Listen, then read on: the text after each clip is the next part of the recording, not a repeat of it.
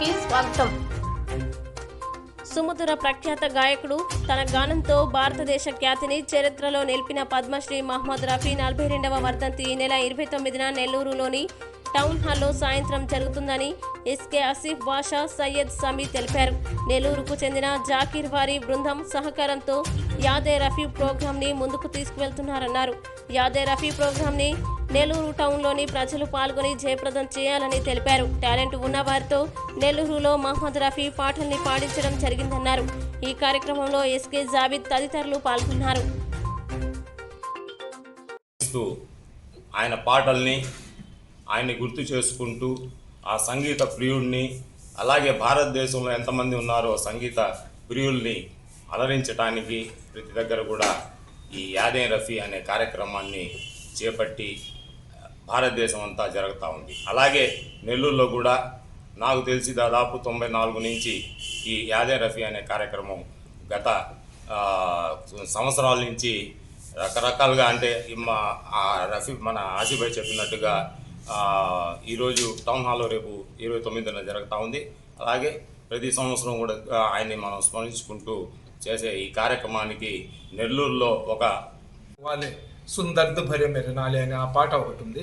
ఆ పాట అప్పుడే ఆ జడ్జి అతని చివరి కోరికను మన్నించి ఒక టేప్ రికార్డ్ తీసుకొని వచ్చి ఆ పాటను ప్లే చేస్తే అతను సంతోషంగా ఉరికమ్మ మెక్కుతున్నాడు.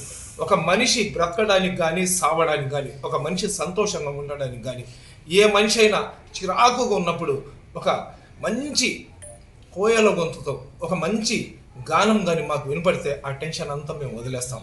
అటువంటి ఏ పాటను ఏ విధంగా పాడాలా, ఏ సంగీతాన్ని ఏ లయలో పాడాలా, సరిగమలు ఏ విధంగా ఉండాలా అనేది ఒక పెద్ద శాస్త్రుల కన్నా ఎక్కువ నాలెడ్జ్ ఆ భగవంతుడు మహమ్మద్ రఫీ గారికి ప్రసాదించినాడు. కాబట్టి మహమ్మద్ రఫీ గారు చనిపోయి ఈరోజు 42 సంవత్సరాలు అవుతున్నా కానీ మేమందరం కూడా అతన్ని గుర్తుపెట్టుకుంటున్నాం. సంగీతం అనే దాన్ని కులం, మతం, ప్రాంతం, భేదాభిప్రాయాలు ఉండవు. సంగీతం అనేది యూనివర్సల్.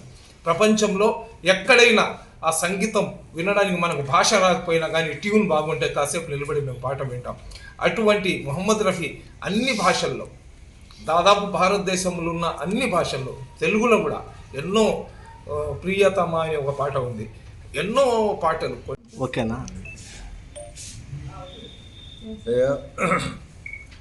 విశ్వవిఖ్యాత గాయకుడు మర్హూమ్ అమరజీవి మహమ్మద్ రఫీ గారు మనలో ప్రపంచాన్ని వదిలి కొన్ని సంవత్సరాలు అయినప్పటికీ ప్రతి సంవత్సరము క్రమం తప్పకుండా మన సోదరుడు జెండా వీధి